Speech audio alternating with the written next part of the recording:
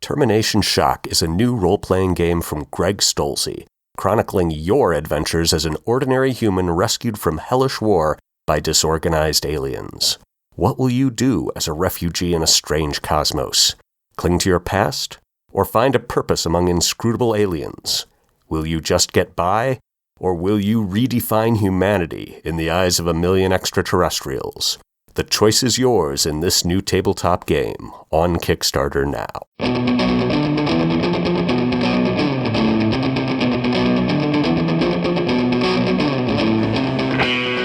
Escape Pod, Episode 658, Beatrix released, by Shannon K. Garrity.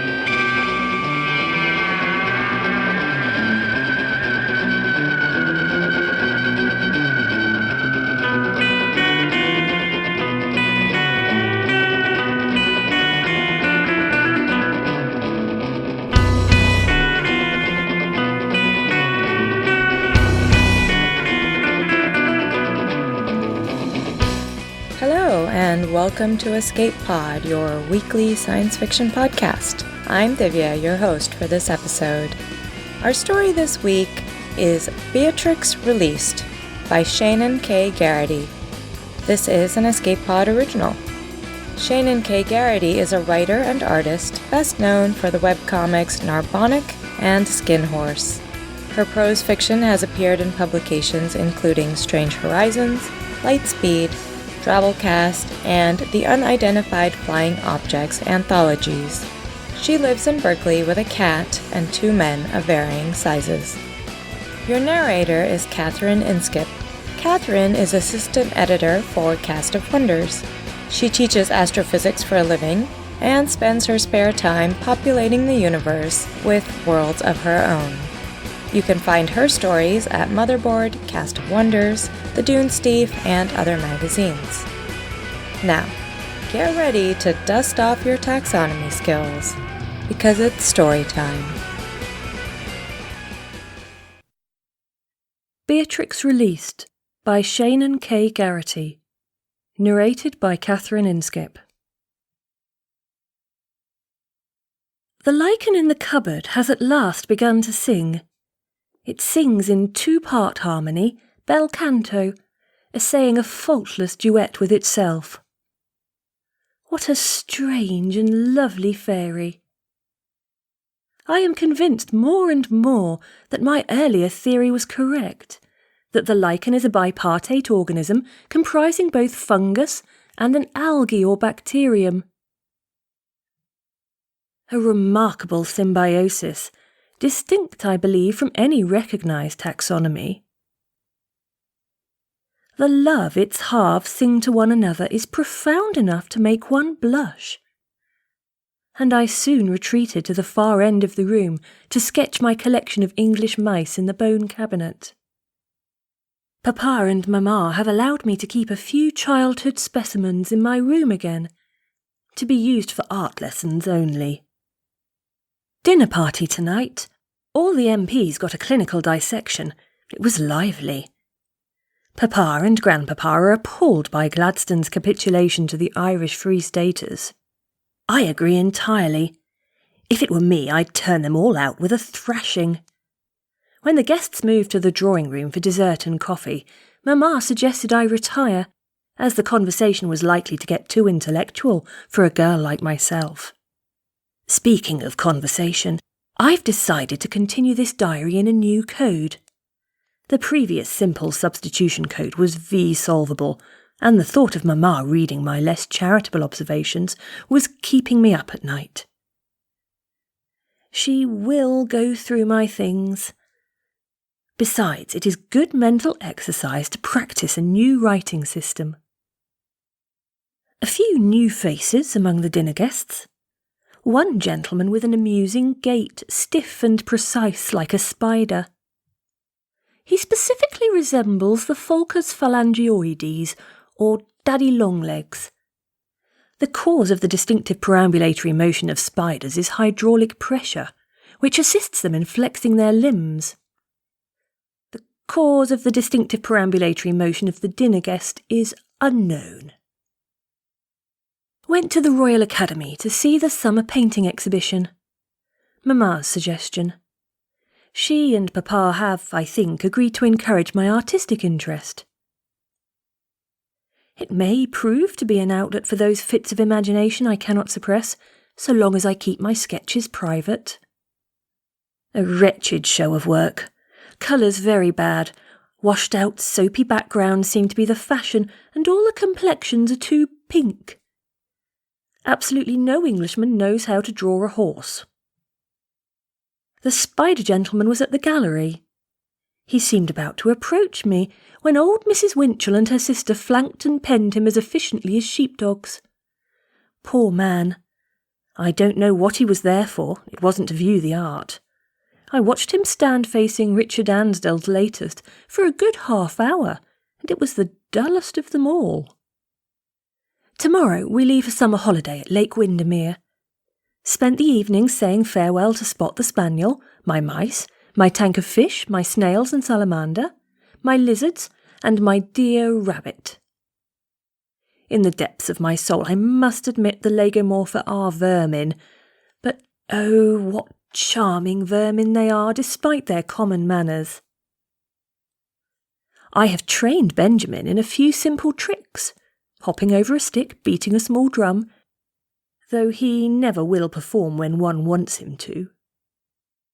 Arrived at the lake after the most awful drive, a relief to get into boots and out into the fresh air. Mamma gave me stern looks, but I brandished my watercolours and promised to do nothing more unseemly than hike my skirts to get over the occasional mud puddle. Bouquets of fungus everywhere, the most remarkable shapes and colours. By next month they should be in their glory.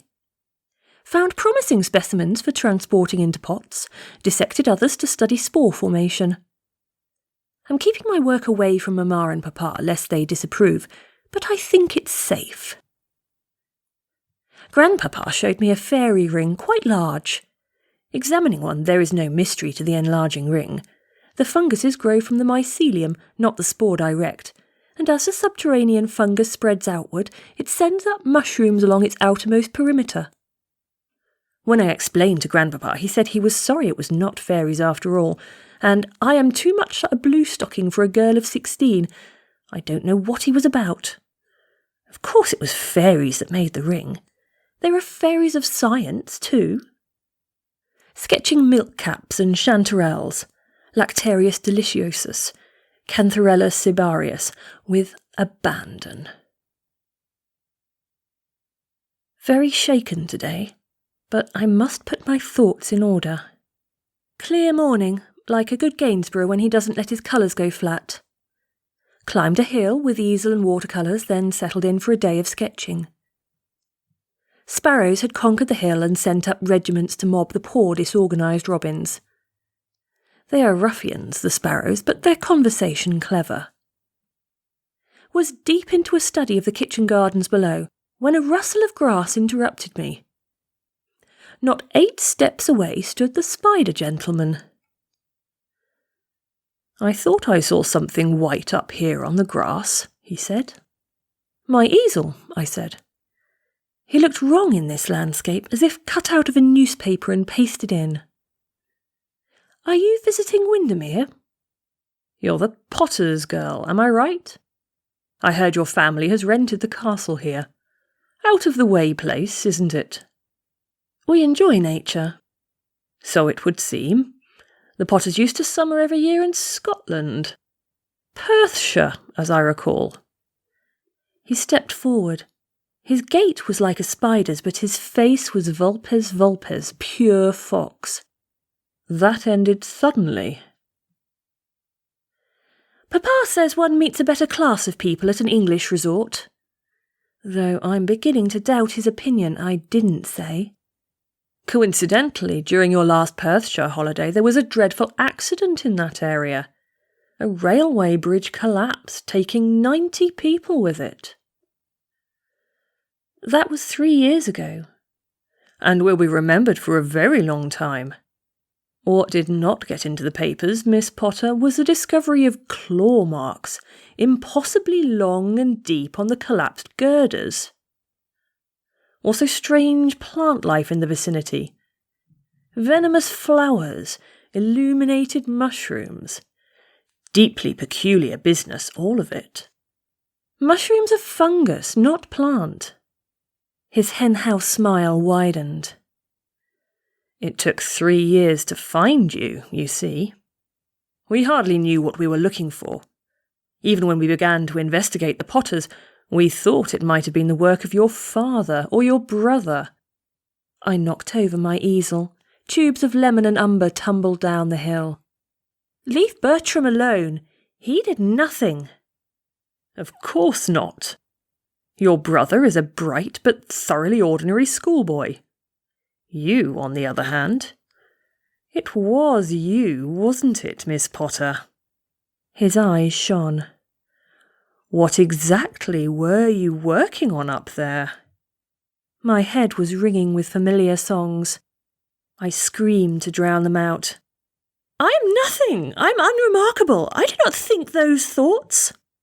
Evidently I ran down the hill and away, for here I am in my room. I have swept my fungal specimens into the rubbish. Naturalism is too dangerous. I should not have indulged myself, but the land here calls so sweetly. I did not tell Mother and Father about Mr. Fox Spider, nor shall I. A sleepless night. Rose with a new and terrifying resolution. Walk to the village on the pretence of picking up groceries and new paints. A few timid questions to shopkeepers revealed that Mr. Fox Spider, patronymic Robertson, rented lodgings in town shortly before our arrival. He is a quiet man who is yet to stand his round at the pub. I was quite bold knocking at his door. He started when he saw me. Miss Potter? Did you come here alone? Yes, sir. No one knows I'm here. He unfolded his long frame to full height. You're not afraid to come to a strange man's quarters unescorted? Of course not, Mr. Robertson. You're a policeman. Well spotted. It's just a matter of looking carefully. At the moment I'm seconded to Scotland Yard. He showed a badge. And my name isn't really Robertson, but I imagine you guessed that as well. His rented room was shabby, but without a pin out of place. In fact, one would think no one lived there at all.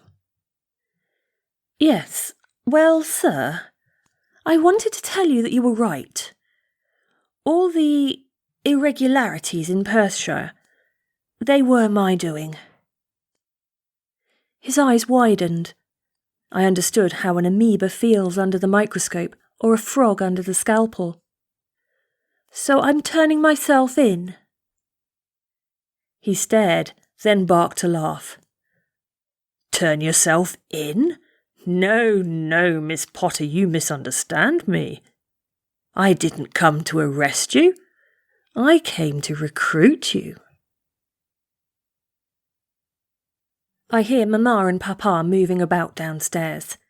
When they come up, they will expect my lamp to be out, so I must continue my diary tomorrow. Found a secluded spot on the riverbank to write. Events are getting ahead of my pen. Of course, I told Mr. F. Spider I could not possibly resume the sort of tinkering that led to Perthshire. It took a year of confinement for my parents to drive the imagination out of me. I am now calm and ordinary. I do not pursue projects of a scientific flavour, nor do I read books or associate with people who might put ideas in my head. But you can't avoid those ideas, can you? He said. You've been visiting natural history museums and Kew Gardens. You browse bookstores to leaf through biology texts. And so far you've spent your holiday dissecting mushrooms. You've been following me? My face grew warm. A hazard of the job. Miss Potter, I'll be clear. I belong to a department that searches for people of unusual genius. People like yourself. You found others? There's the scientific curiosity. Rarely. And very few of those are stable enough to serve Queen and country. There was, he explained, a crisis. a pocket of Irish rebels on English soil stockpiling explosives toward an attack on the Queen's life. The police had located the murderer's headquarters, a remote house in Middlesex, but had no evidence for a warrant and no way to approach the grounds without alerting suspicion. "These men must be stopped," he said. "I think you can stop them." "How?" "I'll leave that up to you. Request any equipment and materials you wish. There's an old farmhouse across the river we can set up as a laboratory." Ideas swarmed in my ears. With terrible effort I caught them, wriggling, and shoved them down. But what a simple problem, with so many solutions. "No, I don't do those experiments anymore." "Not even to save the Queen?" "It's not safe." "No," he said, "it's not." I let myself out. The chain rattled as I yanked the door open. All a long walk home, as sternly as I glared at my hands, they refused to stop shaking. Whether out of fear or excitement at the prospect of once more wielding a scalpel, I dare not ask myself. I have not spoken to Mr. Fox Spider since. Spent today indoors and pretended it was the poor weather. What am I to do? Bright silver morning with scarves of last night's rain tumbling from the eaves. Heard the gardener cursing the earth in ways that would no doubt singe my ears if I understood Scots Gaelic, so ventured out to investigate. An armada of snails in the lettuces, cornu aspersum, large as chestnuts and as hungry as they are edible. "Rain brings them out," said the gardener, not that he needed to tell me. I used to love collecting snails after a rain shower, before scientific expeditions, however small, became dangerous.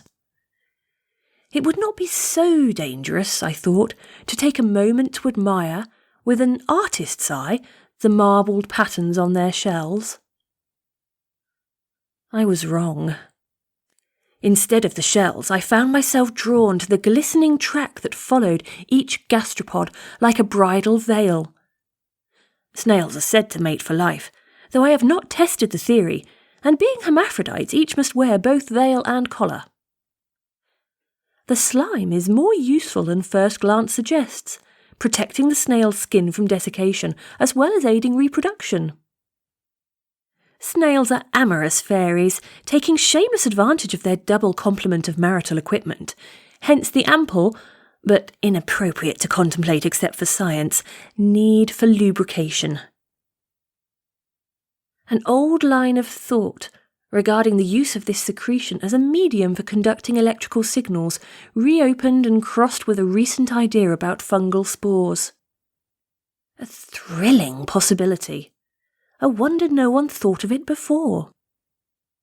I should not pursue it. Mother and father worked so hard to make me ordinary, or as close to ordinary as could be managed. This would spoil everything. The last time I let myself experiment freely, 90 people died. But this time I would be in control. No wild animals, plants, or funguses running loose.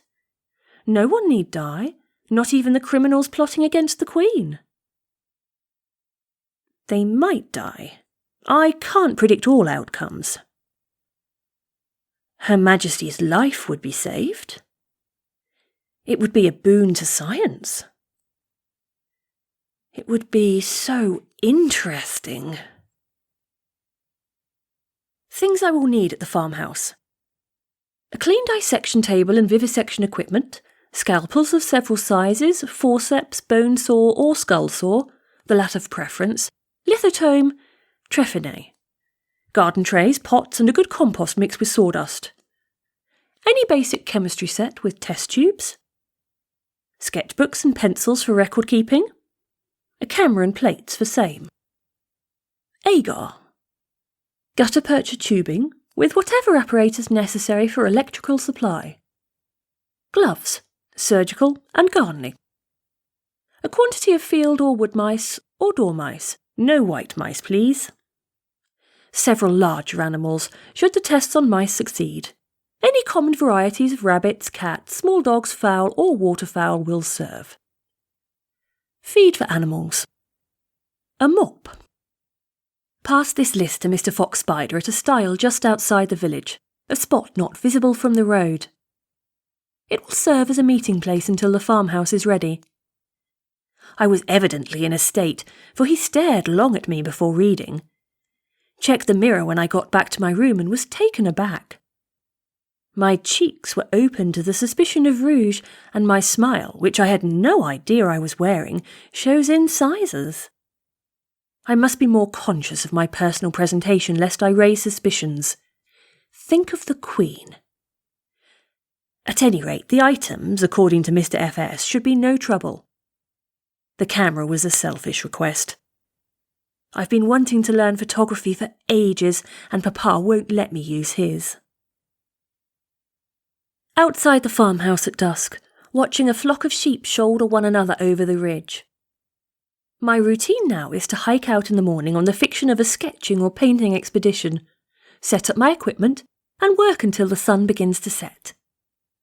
Mamma watches me with a gimlet eye, but says nothing.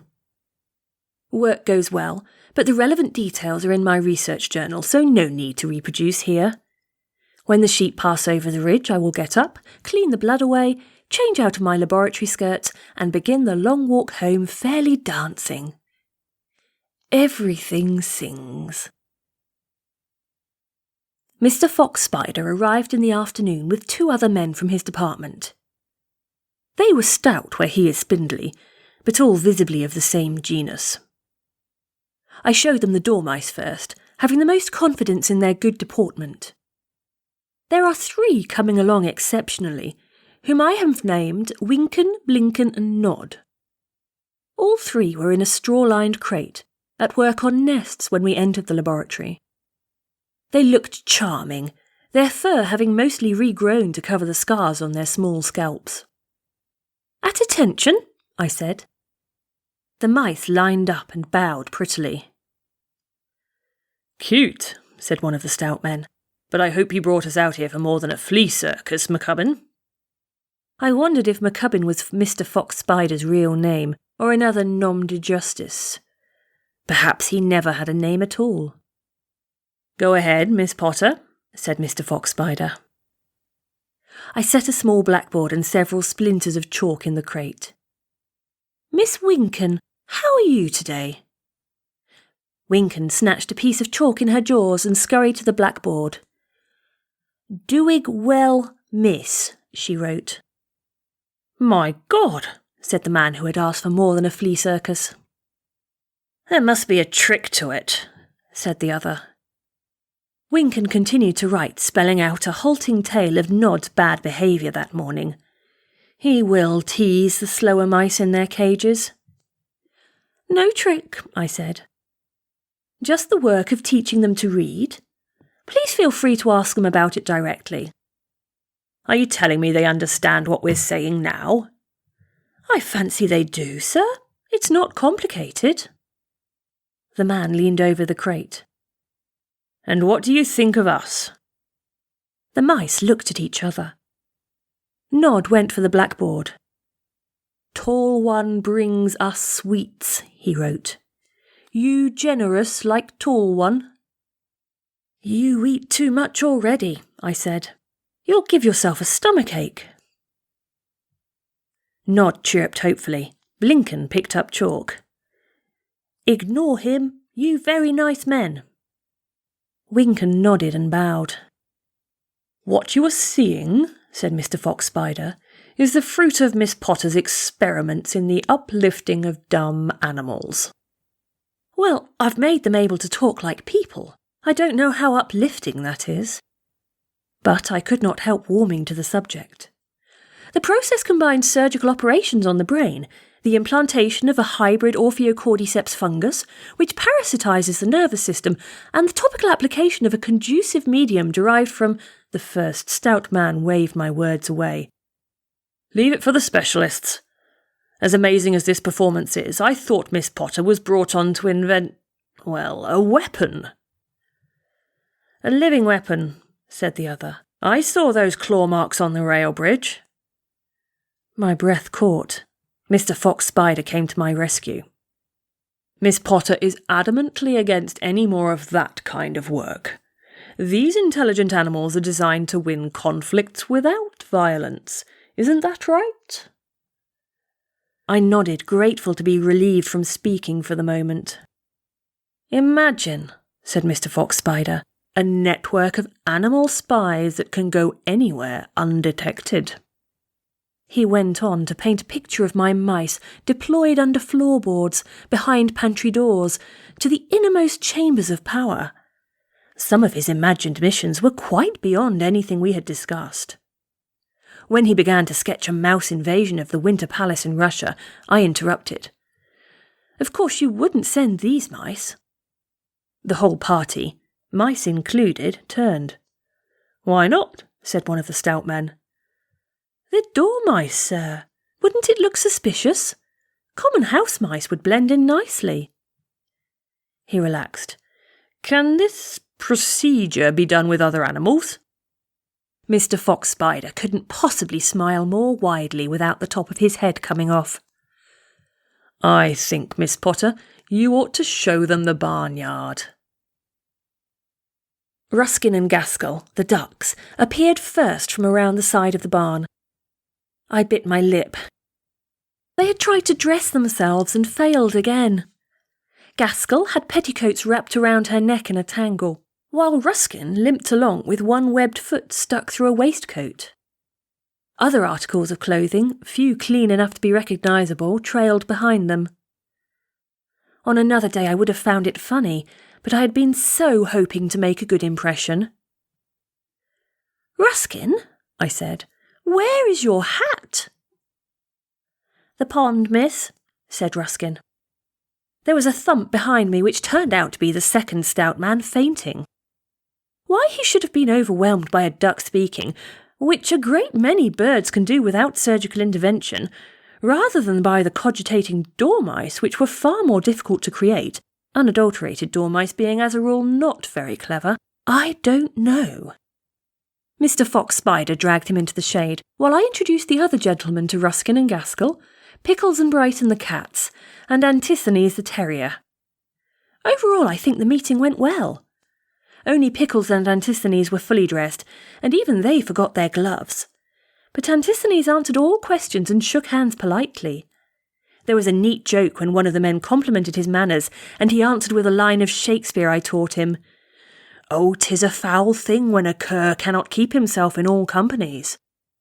Brighton was shy and washed his paws, but when prodded with a bit of dried fish, he described all the ways he had of getting into a house without detection.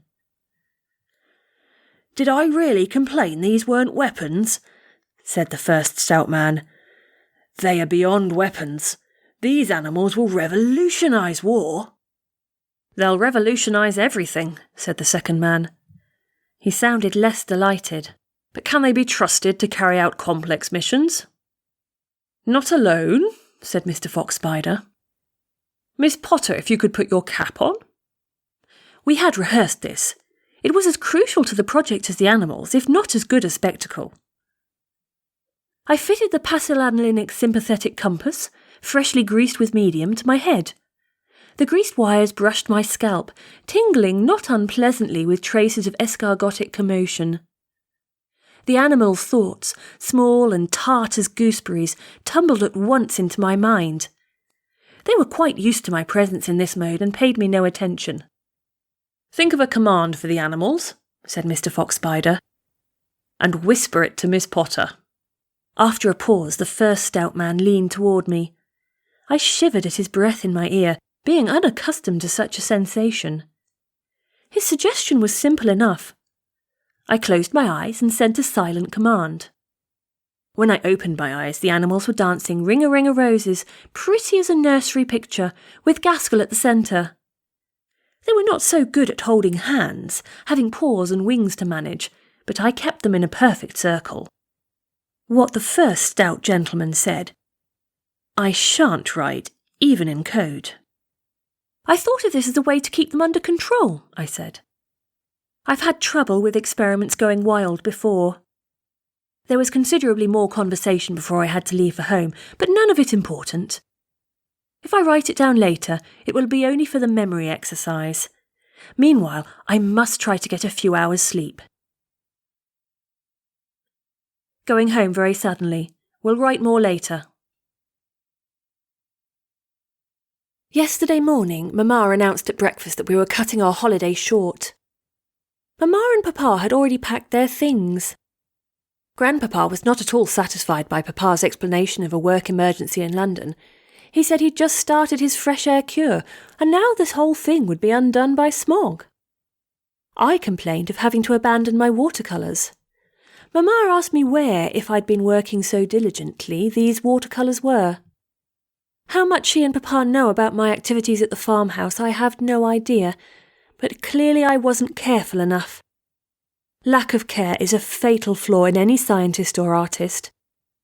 I ought to feel guilty for deceiving them, and I suppose I do. But the experiment, my animals, my inventions.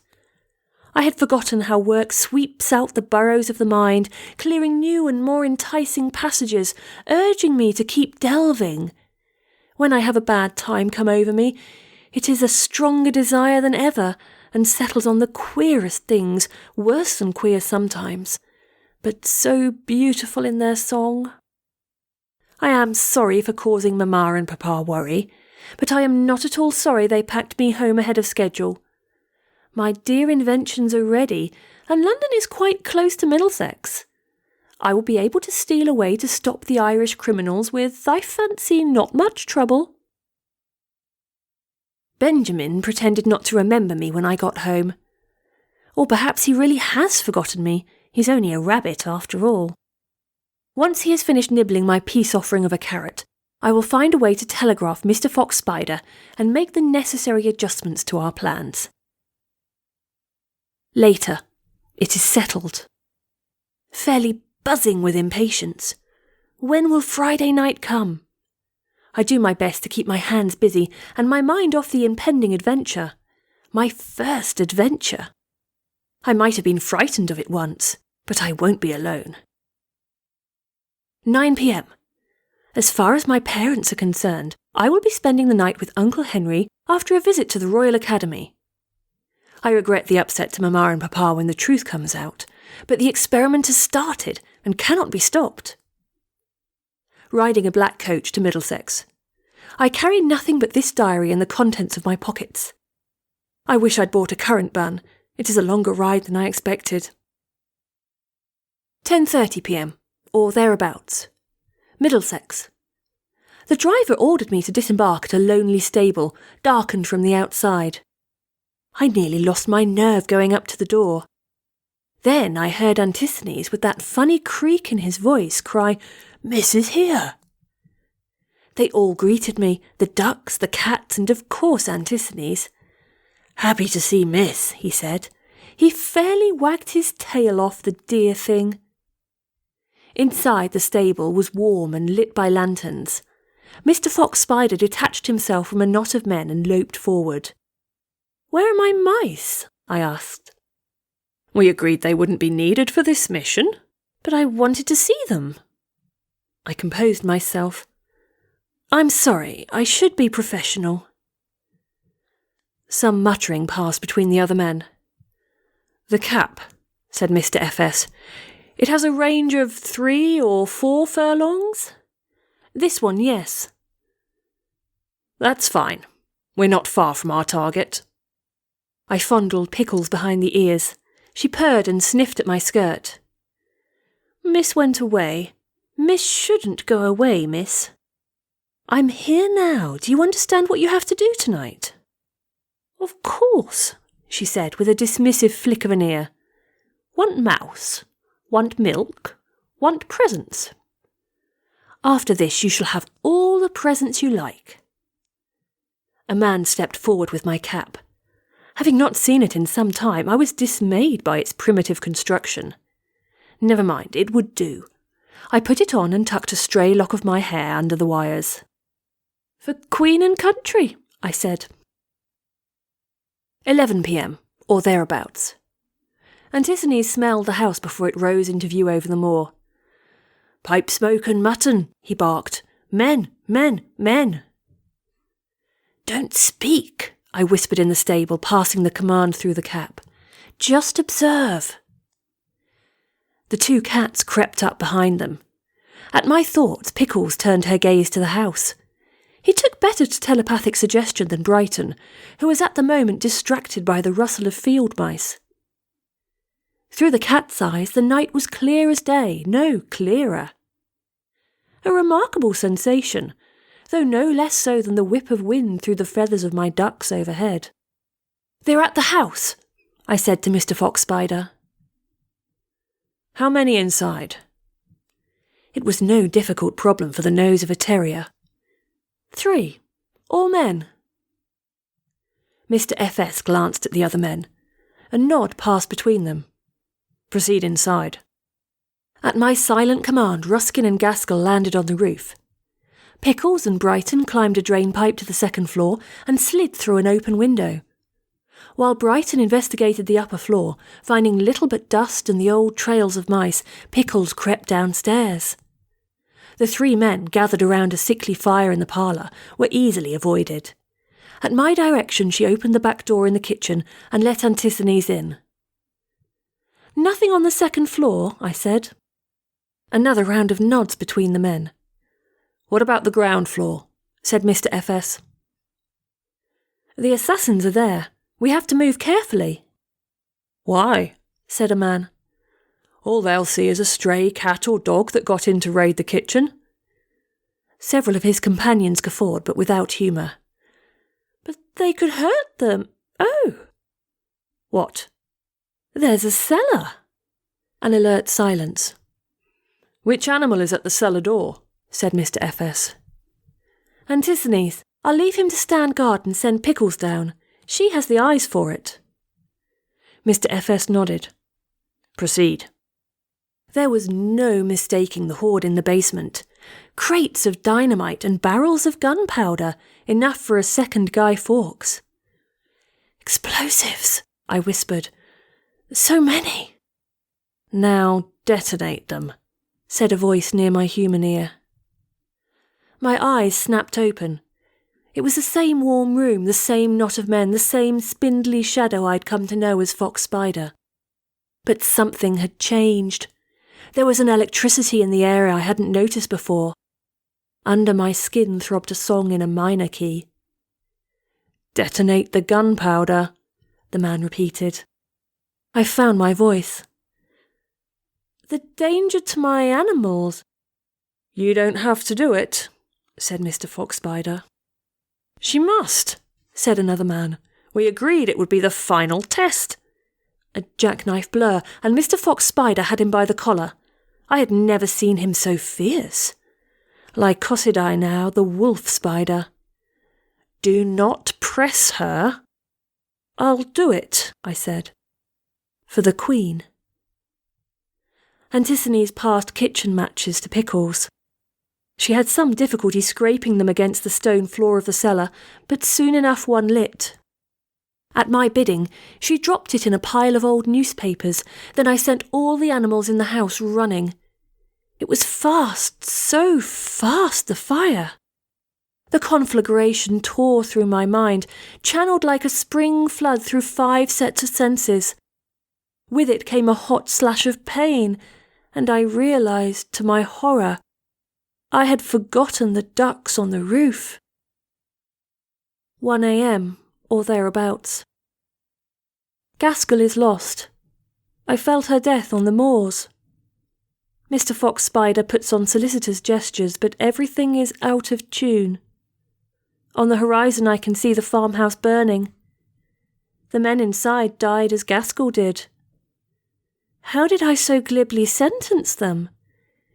It is the worst and deepest madness, that which calls itself cold sense. Ruskin asks for Gaskell and does not seem to understand any explanation. He is, after all, only a duck. The men have allowed him to fly back to see for himself.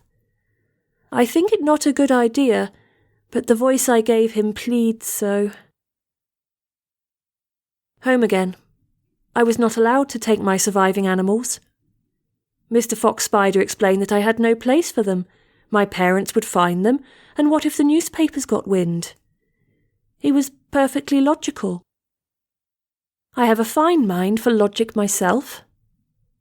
Therefore I dropped the issue and left Timothy behind. Timothy is, or was, Micromis minutus, the harvest mouse, the smallest mammal native to Britain. Perhaps he is something else now. He can speak, and in intellect he far surpasses Winkin, Blinkin and Nod, my dormice. I have learned such a lot since making them. I hope my mice are well. If the men were not kind to them, I shall be angry. I made Timothy to keep busy in the long week before the Middlesex adventure. I carried him in my pocket for companionship. It was a wrench to leave him with those men, but he is a brave little fellow. Even now he hides and listens so cleverly and feels for the vibrations of my other animals. The cap I made that week is likewise much better than my previous effort. I can keep in touch with Timothy over a number of leagues. In fact, we have yet to test the limit of our connection. And so I wait and paint Lepiopter friesi, the spotted dappling, and listen. Papa held another dinner party. It was quite satisfactory. Mr. Fox Spider was among the guests. At the first opportunity he took me aside. "I have bad news," he said. "Your animals, they're missing." "I know. Whether they escaped or were stolen, I have His eyes flashed. There was the familiar fox. "You know?" "I arranged it. I fancy they've done enough for their country." He concealed his rage beautifully, like a gentle fall of leaves over an ant swarm. "You're not yourself, Miss Potter." "No? Oh, perhaps not. Perhaps I'm not at all who I was." "Tell me how I can make things right." "You can't. Not after Gaskell and Ruskin."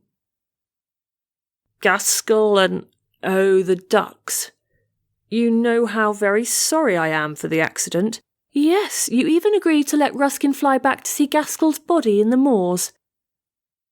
That was when we saw the wagon behind the farmhouse. In the excitement, we hadn't noticed it before."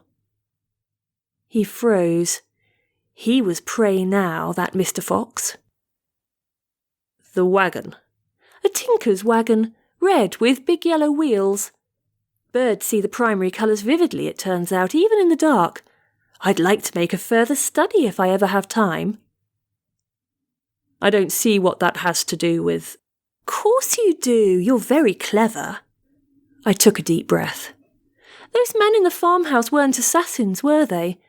They were just vagabonds, a group of gypsies taking advantage of an empty house, not suspecting it had been left that way on purpose, bait for a trap."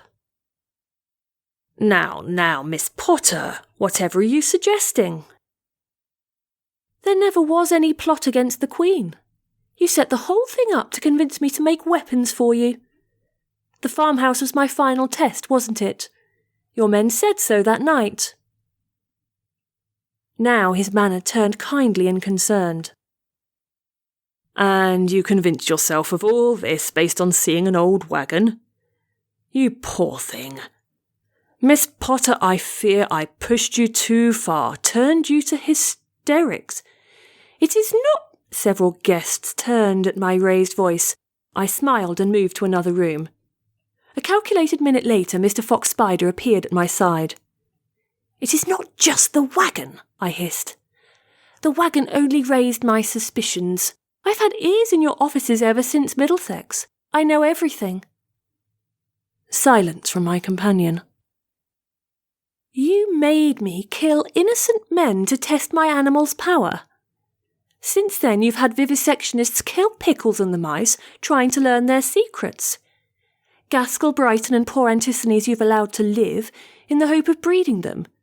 You've learned little, of course. That's why you're here, to convince me to work for you again." "Miss..." a long sigh. "I'm sorry, Miss Potter. Truly I am. You must understand my duty is to the Crown. If I deceive in the name of the Empire, it's because I pledged on my life to do so. I had more to say, but my throat tightened and my vision blurred. You made me kill, I said at last. You dissected my animals. I'm so sorry. I looked up through tears. Not as sorry as you will be. Again he fell silent. My animals, the surviving ones, have been freed. My friend Timothy helped them. He's told them everything. From the sitting room, Mamma called for me. I wiped hastily at my eyes. What happens to you and your men next, Mr. Fox, is entirely up to them. Perhaps they will be more forgiving than I, but they are, after all, only animals. As I parted, he muttered, Mr. Fox? He left in a hurry. As I said, a satisfactory dinner party. After dinner, I returned to teaching tricks to Benjamin Bunny. His mind has at last comprehended gooseberries. He can jump a stick, sit up, and beat a small drum. I sketch him in the firelight, and am content.